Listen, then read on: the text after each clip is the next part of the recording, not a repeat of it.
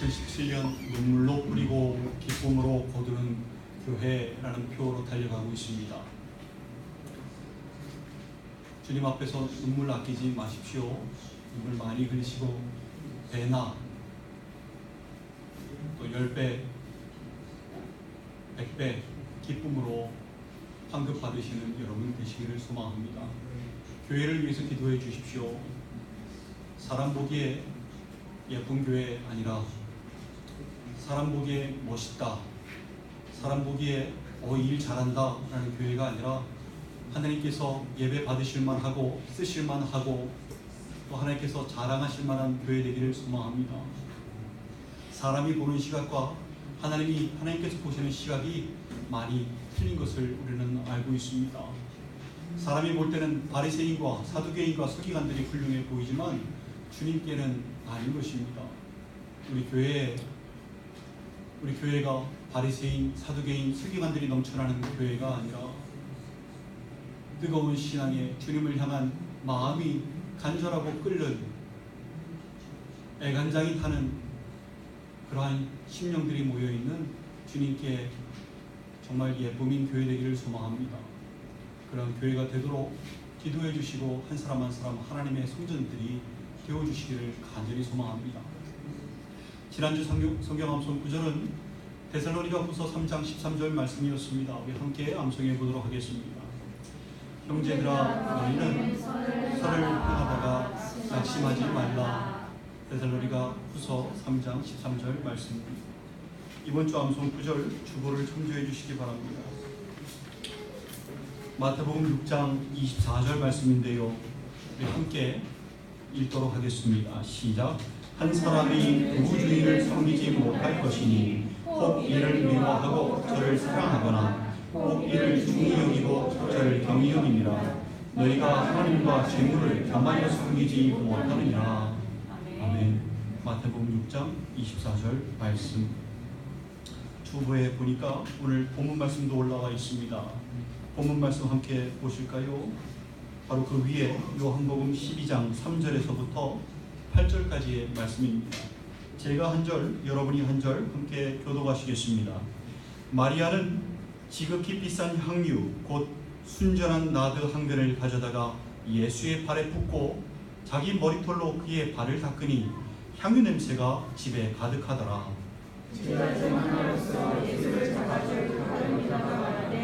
이 향유를 어찌하여 300데나리온에 팔아 가난한 자들에게 주지 아니하였느냐 하니. 이렇게 말하면 가난한 자들의 생각함이 아니요 그는 누구라 돈을 받고 거기에 넣는 것을 훌륭합니다. 예수께서 이르시되 그를 가만두어 나의 장례할 날을 위하여 그것을 간직하게 하라. 가난한 자들은 상관과 회개와 나는 항상 잊지 아니하리라 하시니라. 아멘. 기도하시겠습니다. 아버지 하나님, 전하는 자 듣는 자가 모두 말씀 앞에 나와 있습니다. 소망함으로 사모함으로 말씀을 붙들기를 소망합니다. 붙잡아 주셔서 전하는 자 듣는 자 모두 그 말씀대로 살아갈 수 있도록 붙잡아 주시고 이 시간 역사하여 주시옵소서. 예수님의 이름으로 부르드리옵나이다. 아멘. 복음이 전해지는 곳에는 항상 함께 전해지고 기억되어져야 하는 것이 있다는 것을 여러분 아십니까?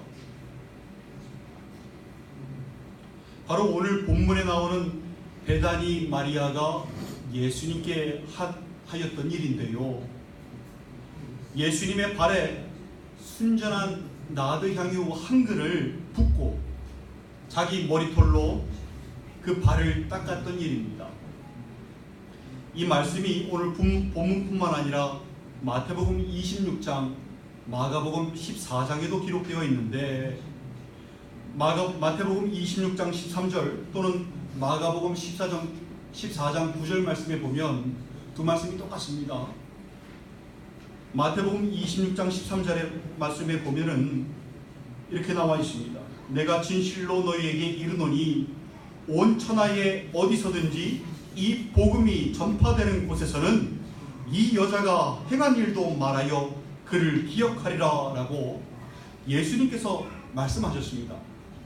그러니까 지금 이 여인의 일을 전하고 기억하라고 명령하신 분이 누구입니까? 예수님이십니다. 주님께서 명령하신 거예요. 근데 왜일까요? 왜 주님께서는 사람들과 제자들에게, 그리고 지금 이 시대를 살고 있는 우리에게 마리아가 한 일을 복음과 함께 전하고 그리고 기억해야 한다고 말씀하고 계시는 것일까요? 혹시 마리아가 굉장히 비싼 향유를 부었잖아요. 그러니까 그 마리아에 대한 고마움을 표현하시기 위해서 그 고마움에 대한 대가로 그렇게 하라라고 명령하신 것일까요? 아니면 그 사람들의 책망이 있었지 않습니까? 가룟 유다의 책망이 있지 않았습니까? 왜 그렇게 쓸데없이 낭비를 하고 있느냐? 그것을 팔면 300데나리온, 즉 1년치 임금 정도는 나올 텐데 그 돈으로 가난한 자들을 도울 수 있었겠다 라고 마리아를 책망하고 또 나무라는 제자들과 사람들로부터, 특별히 가룟 유다로부터 그 무한해진 베다니 마리아의 체면을 세워주시기 위해서 일부러 그렇게 명령하신 것일까요?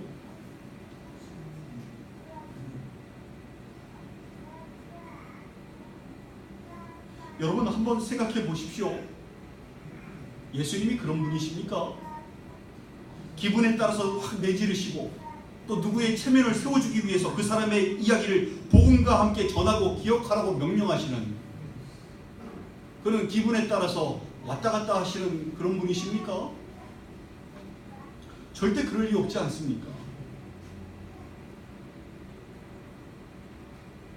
만약에 그렇다면요, 그렇게 기분에 따라서 주님이 명령을 내리시는 분이라면은 지금 이 말씀이 큰 오류가 됩니다. 우리에게 복음과 같이 전하기는 하되 복음과는 다른 얘기를 전하라는 거 아닙니까? 지금 갈라디아서 1장 7절에서 8절을 보면요, 이렇게 말씀합니다. 다른 복음은 없나니 다만 어떤 사람들이 너희를 교란하여 그리스도의 복음을 변하게 하려 함이라. 그러나 우리가 혹은 하늘로부터 온 천사라도 우리가 너희에게 전한 복음 외에 다른 복음을 전하면 저주를 받을지어다 라고 말씀되어 있습니다. 다른 복음을 전하면 저주를 받을지어다 라고 말씀하셨습니다. 그러면 주님께서는 우리에게 지금 다른 복음을 전하라고 말씀하신 거랑 마찬가지인데, 그렇다면 우리에게 저주받을 짓을 명령하셨다는 얘기 아닙니까?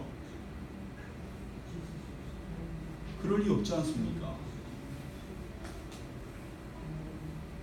여러분, 오늘 베다니 마리아가 주님께 하였던 일은요, 복음이신 예수 그리스도와 관련이 없는 일이 아니라 복음과 밀접하게 관련된 일이 되는 것입니다. 다른 복음이 아니라 바로 복음의 일부인 것입니다. 오늘 우리는요, 마리아가 한 일이 어떻게 복음의 일부가 되는 일인가를 발견해야 합니다. 먼저 마리아가 예수님의 발에 부었던 향유의 이름이 무엇입니까? 나드 향유입니다. 그것도 순전한 나드 향유입니다. 이것은요, 일반인들이 구입할 수 없는 지극히 비싼 향유입니다. 계산 빠른 가룟 유다가 봐도요, 얼추 봐도 대충 팔아도 300데나리온 이상은 나오는 가치의 향유였습니다. 1데나리온이 하루 임금입니다. 그러니까 300데나리온은요, 계산해보면 주 6일을 쉬지 않고 꼬박 근무해야 받을 수 있는 연봉인 셈입니다. 그러니 마리아는 1년치 연봉 이상이 되는 가치의 향유를 예수님의 발에 부었던 것입니다. 근데 그게 중요한 게 아닙니다. 마리아가 한 일의 핵심은요, 얼마나 크고 비싼 금액의 예물을 예수님께 드렸느냐가 아닙니다. 중요한 것은, 핵심은 마리아가 예수님을 어떠한 존재로 생각했느냐 하는 것입니다. 이 순전한 나드 향유, 지극히 비싼 향유인 만큼 쓸 수 있는 계층이 누구였겠습니까? 대대로 우리는 그 문화권 안에 안 들어있지만 아는 사람들은, 그 문화권에 있는 사람들은 압니다. 나드 향유는요, 대대로 왕같이 지극히 높은 신분의 사람들, 그 사람들이 써왔던 향유입니다.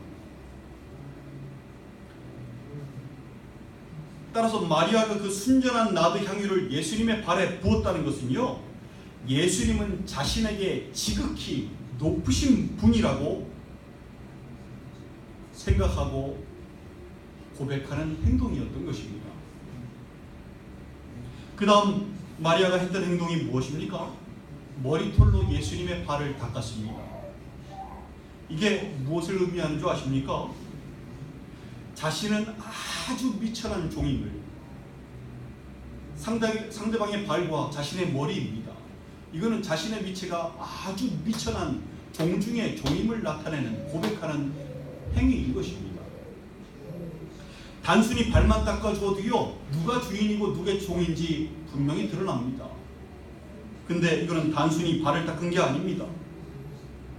지극히 비싼 순전한 나드 향유를 발에 붓고요, 그리고 자신의 머리털로 그 발을 닦음으로 예수님은 지극히 높으신 주인이 되시고, 자신은 종 중에서도 지극히 미천한 종, 한없이 낮은 미천한 종임을 고백하고 있는 것입니다. 여러분, 왜 이것이 복음이 됩니까? 이것은요, 예수님을 인격적으로 만난 사람이 갖게 되는 주님과 자신과의 위치관계이기 때문에 그렇습니다. 예수님께서 십자가에 못 박혀 죽으셔서 대신 죄값을 치루어 주시고 그 피값으로 우리를 구원하셨습니다. 또 부활하심으로 믿는 자들의 주인이 되셨습니다. 로마서 14장 7절에서 9절 말씀에 우리 중에 누구든지 자기를 위하여 사는 자가 없고 자기를 위하여 죽는 자도 없도다. 우리가 살아도 주를 위하여 살고 죽어도 주를 위하여 죽나니 그러므로 사나 죽으나 우리가 주의 것이로다. 이를 위하여 그리스도께서 죽었다가 다시 살아나셨으니 곧 죽은 자와 산 자의 주가 되려 하심이라 라고 말씀하셨습니다. 복음을 듣고 인격적으로 예수님을 만난 사람에게는요, 오늘 마리아가 행함으로 보인 고백이 자신의 고백이 되어야 합니다.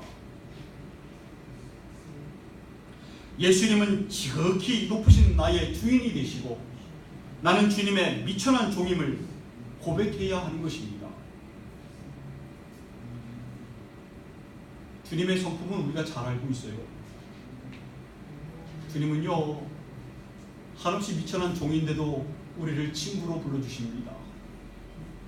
그리고요, 함께 하늘나라 유업을 상속받을 상속자로 우리를 높여주십니다. 근데 그런가 할지라도 변하지 않는 사실은 뭡니까? 우리의 위치관계입니다. 주님께서 우리를 그렇게 불러주시고 상속자의 위치에 올려주셔도 주님은 한없이 높으신 분이고 우리는 한없이 미천한 종에 불과한 것입니다. 그 위치관계를 잊어서는 안 되는 것입니다. 주님의 성품은 그러한 분이십니다. 종의 발을 닦아주시는 분이시고요, 종도 높여주시는 분이십니다. 그게 주님께는 상식입니다. 근데요, 주님께서 우리를 그렇게 높여주셔도, 우리에게 면류관을 씌우셔도요, 우리는 종의 자세를 잊지 말아야 합니다. 주님, 저는 무익한 종입니다. 주님께서 다 하셨습니다 라고 그 앞에 면류관을 벗어서 다시 주님께 올려드려야 하는 이유가 바로 거기에 있습니다. 내가 한 게 아니기 때문에 그렇습니다.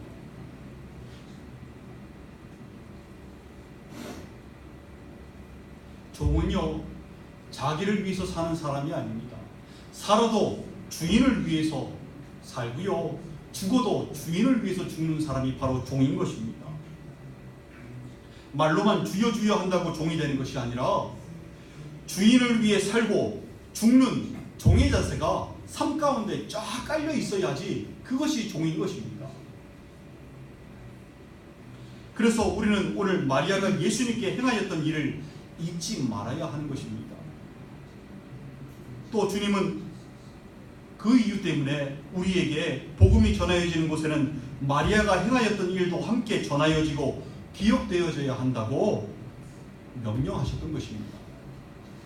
무한해진 그 마리아의 체면을 세워주기 위해서 했던 빈말이 아닙니다. 바로 복음의 일부였던 것입니다. 한 가지 짚고 넘어가야 할 게 있습니다. 예수님께서요 7절에서 그를 가만두어 나의 장래에 할 날을 위하여 그것을 간직하게 하라 라고 말씀하셨습니다. 또 마태복음 26장 12절에 이 여자가 내 몸에 이 향유를 부은 것은 내 장래를 위하여 함이니라 라고 말씀하였고요. 마가복음 14장 8절에는 그는 힘을 다하여 내 몸에 향유를 부어 내 장래를 미리 준비하였느니라 라고 나와 있습니다. 나드 향유에 또 하나의 용도가 있는데요. 바로 뭐냐 하면은 높은 신분의 사람이 죽었을 때 바로 그 죽은 몸에 발라서 장례용으로 사용하는 겁니다. 향이 얼마나 강한지 시체 썩는 냄새까지 다 덮어버립니다. 그래서 지극히 높은 사람의 장례용으로 쓰는 게 나드 향유입니다.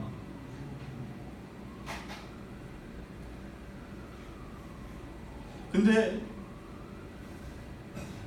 왜 주님께서는요 마리아의 신앙 고백, 그 신앙 고백으로 드린 그 나드 향유를 왜 자신의 장례를 준비한 것이라고 말씀하셨을까요?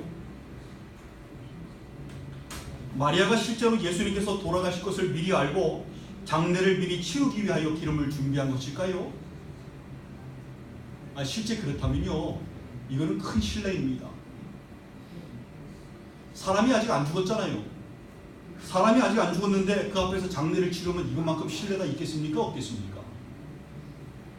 한번 생각해 보세요. 누가 아직 안 죽었는데 그 앞에 가서 그 앞에 꽃을 놓고 그 앞에서 묵념하고 있다고 생각해 보세요.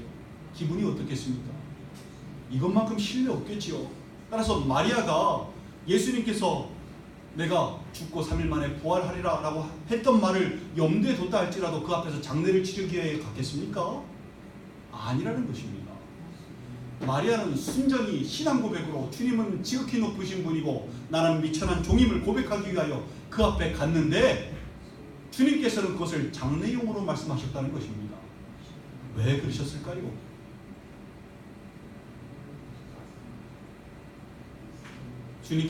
예수님께서 농담하셨던 것일까요? 마리아가 나드 향유를 부은 의도를 잘 아시면서 부끄러우시니까 농담으로 장례 얘기를 꺼내시면서 얘가 지금 나 죽으라고 향유 부는 거야 라고 농담하신 것일까요? 아닙니다. 그렇다면 왜 주님은 나드 향유의 두 용도 중에서 마리아가 행하였던 지극히 높은 분에게 부은 신앙 고백으로서의 용도, 예수님은 지극히 높으신 주인이시고 자신은 미천한 종이라는 것을 고백하는 것에 쓰였던 나드 향유에 대해서 말씀하시지 않으시고 왜 자신의 장례를 준비하기 위해서 부은 것이라고 말씀하셨던 것일까요?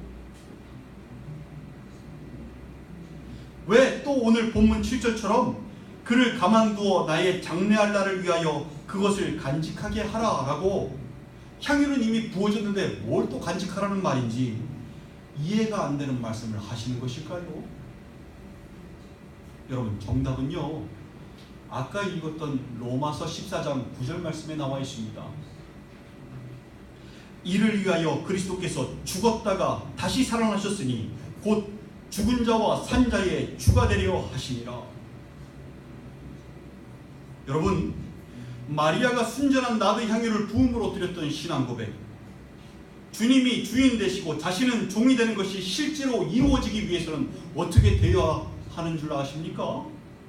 어떻게 되어야 하겠습니까? 주님께서 죽으셔야 합니다.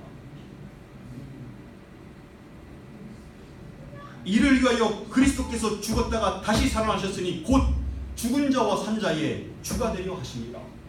죽은 자와 산 자에게 주가 되려 하시려면 어떻게 해야 된다고요? 죽었다가 다시 살아나셔야 합니다. 이 나드향유의 두 용도가 뭐라고요? 지극히 높은 분에게 붙는 용도, 또 하나의 용도가 뭐라고요? 장례입니다. 근데 이 두 개가요, 주님께는 한 가지 용도나 마찬가지입니다. 주님께서 주인이 되시려면 죽으셔야 하기 때문에 그렇습니다.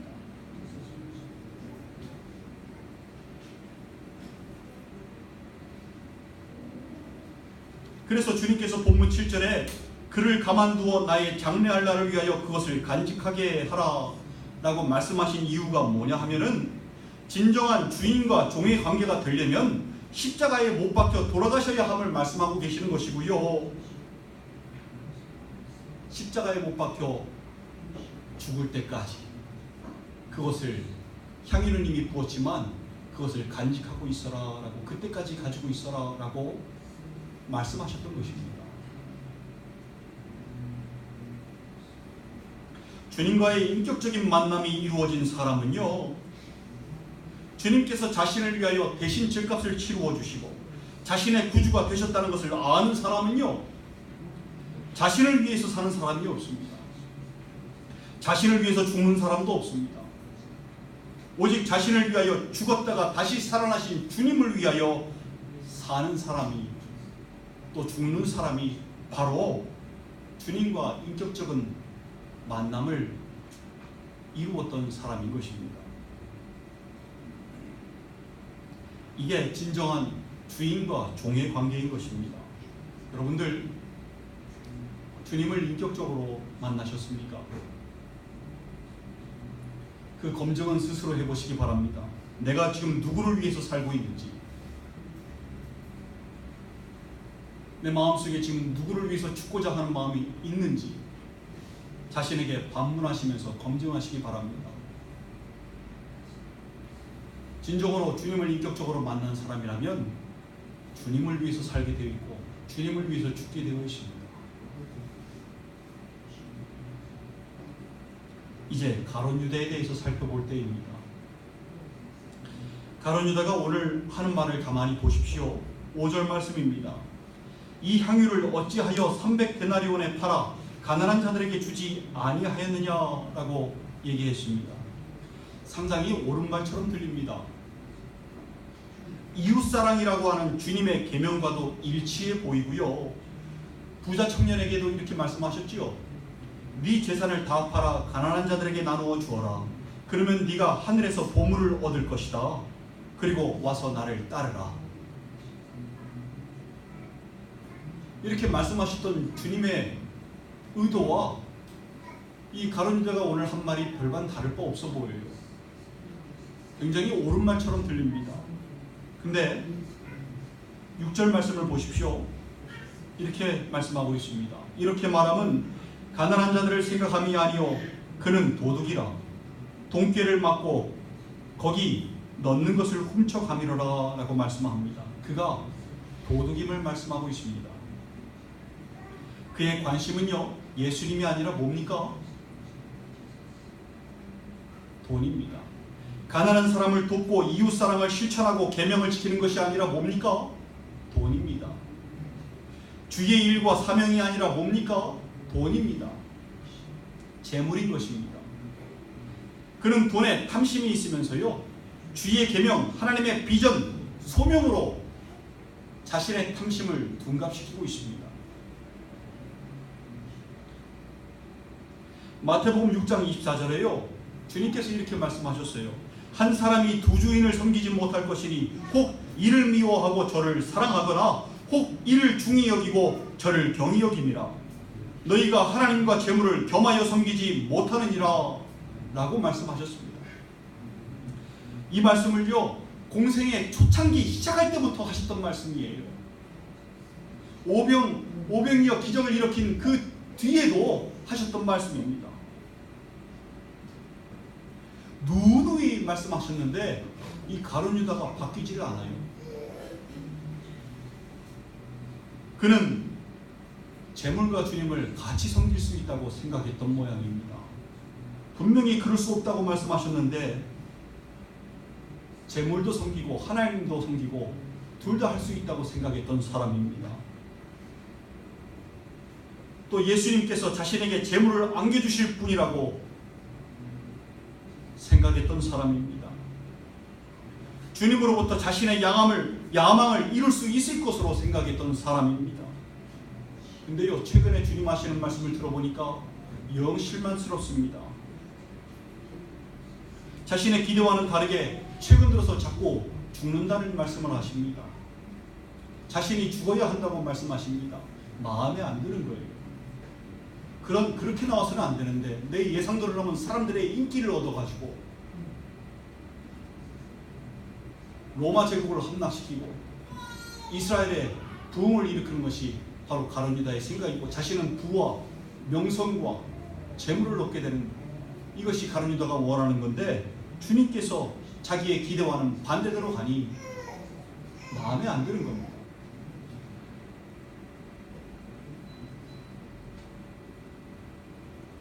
또 마리아가 나드 향유를 예수님의 발에 붓지 않고 그냥 그것을 헌물했다면 그걸 팔아서 300데나리온 이상을 만들 수 있을 텐데 300데나리온 1년치 연봉 아닙니까? 큰 돈인데 그거를 허무하게 그냥 부어버렸으니까 그것 때문에 뭐라고 했는데 주님은 이 배다니 마리아를 두둔하고 있으니 영 못마땅한 겁니다. 마태복음 26장, 마가복음 14장 말씀에 보면요, 이 순간 이후부터 가룟 유다가 예수님을 팔아넘길 기회를 찾게 됩니다.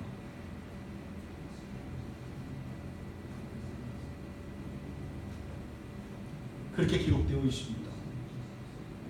가룟 유다는요, 하나님과 재물을 겸하여 섬기려 했으나 결국에는 재물이 우상이 되었던 것입니다. 둘을 같이 섬길 수 없다라는 것이 이번 주 성경 암송 구절인 것입니다. 또 골로새서 3장 5절에 탐심은 곧 우상숭배니라라고 말씀하고 있습니다. 가룟 유다의 탐심, 돈에 대한 탐심, 재물에 대한 탐심은 뭡니까? 우상숭배입니다. 맘모니즘이라고 합니다.